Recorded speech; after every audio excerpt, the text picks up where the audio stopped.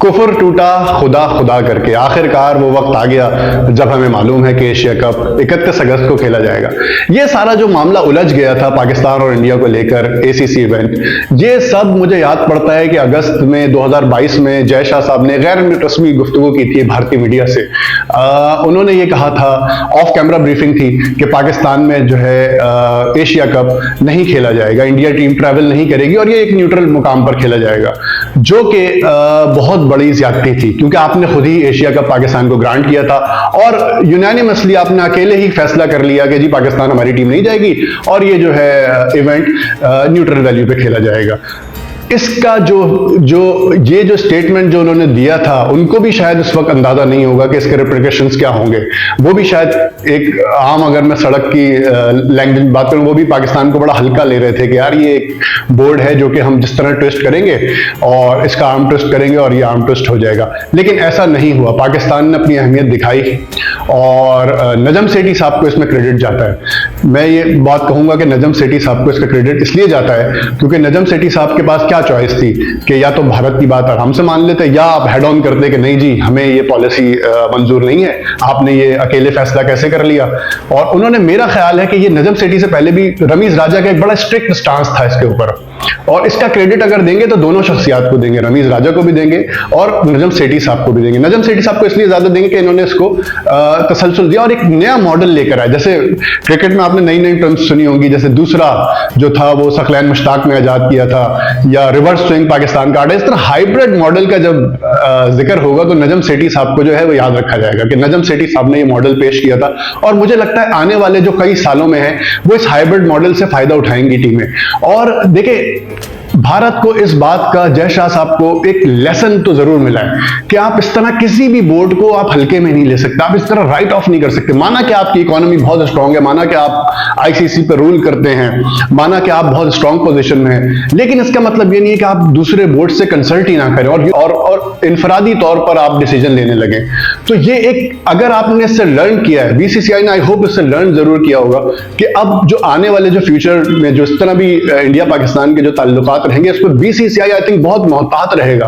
और ये एक लर्निंग प्रोसेस रहा है बीसीसीआई के लिए और सिमिलरली नजम सेठी साहब के लिए भी, क्योंकि नजम सेठी साहब ने भी बहुत ज्यादा एग्रेसिव मीडिया कैंपेन चलाई थी अगेंस्ट इंडिया। बट ठीक है, उनकी काफी हद तक ठीक भी थी बातें, लेकिन बहुत ज्यादा हो गया था, टू मच कैंपेन उन्होंने चला दी थी, इसका उन्हें नुकसान भी हुआ।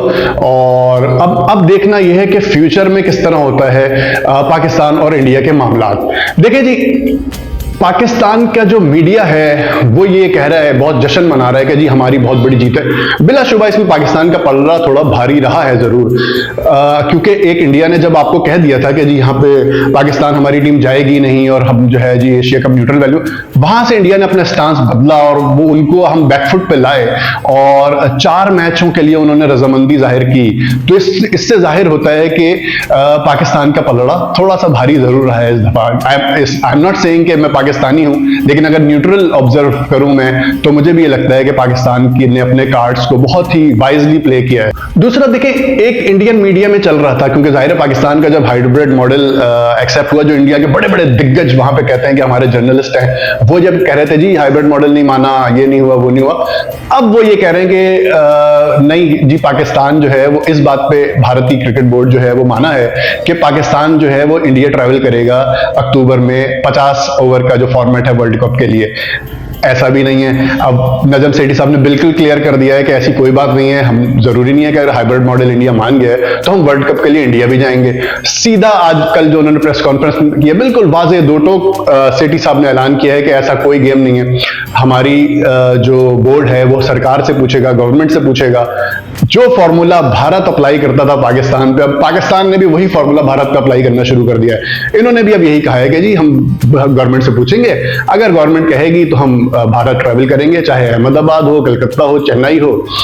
तो ये जो टिट फॉर टैट वाली पॉलिसी, बहुत इंटरेस्टिंग पॉलिसी बोर्ड ने अपनाई है। नजम सेठी साहब ने ये भी कहा कि 2016 में जब वर्ल्ड कप के लिए जा रहे थे तो उस वक्त भी गवर्नमेंट से हम इजाजत लेकर गए थे, और आईसीसी को इस बार भी जो आईसीसी का डेलीगेशन पाकिस्तान आया था नजम सेठी साहब ने अपनी प्रेस कॉन्फ्रेंस में वाजे कर दिया कि ये जो इंडिया का जो वर्ल्ड कप है इसमें जरूरी नहीं है कि पाकिस्तान टीम जाए। आईसीसी पे लिखकर उन्होंने दे दिया है कि जी हमारी गवर्नमेंट अगर इजाजत देगी, हमारी गवर्नमेंट अगर हमें अलाउ करेगी तो हम जाएंगे, नहीं अलाउ करेगी तो नहीं जाएंगे। और इसमें पाकिस्तान को कोई नुकसान नहीं है क्योंकि एक फोर्स मेजोर का जो एक क्लॉज है वो साफ कहता है कि अगर आपकी गवर्नमेंट इजाजत नहीं दे रही तो आप जरूरी नहीं है कि आप किसी भी वर्ल्ड कप में शिरकत करें। तो नजम सेठी साहब ने, मुझे लगता है पीसीबी ने अपने कार्ड्स बहुत ही वाइजली प्ले किए हैं और आने वाले वक्तों में बहुत इंटरेस्टिंग होगा। चलो एशिया कप तो हो जाएगा लेकिन वर्ल्ड कप के लिए क्या पॉलिसी होगी, क्या ताल्लुकात होंगे, पाकिस्तान जाएगा या नहीं जाएगा, या फिर भारत को जो है वो हाइब्रिड मॉडल पे खेलने के लिए उकसाएगा पाकिस्तान। यहां पर सवाल ये भी उठता है कि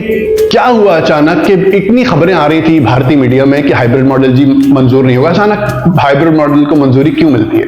इसका एक बहुत बड़ा कारण जो है, इसका एक बहुत बड़ा जो रीजन है वो ब्रॉडकास्टर है। क्योंकि स्टार स्पोर्ट्स, क्योंकि कोई भी ब्रॉडकास्टर होगा वो अपना फायदा सोचेगा और पाकिस्तान और इंडिया का मैच अगर होता है तो ब्रॉडकास्टर के वारे के नियारे हो जाते हैं। इसलिए आपने देखा होगा जितने भी आईसीसी टूर्नामेंट होते हैं, एसीसी टूर्नामेंट होते हैं, ब्रॉडकास्टर ये मेक श्योर करता है बोर्ड के साथ बैठ के, आईसीसी के साथ बैठ के, कि पाकिस्तान और इंडिया के कम से कम 2 मैच तो जरूर हो और 3 मैच हो तो वारे के नियारे हो जाते हैं। तो इसीलिए आई थिंक ब्रॉडकास्टर का प्रेशर था, पैसे नहीं, पैसे को खींचा है इस दफा भी।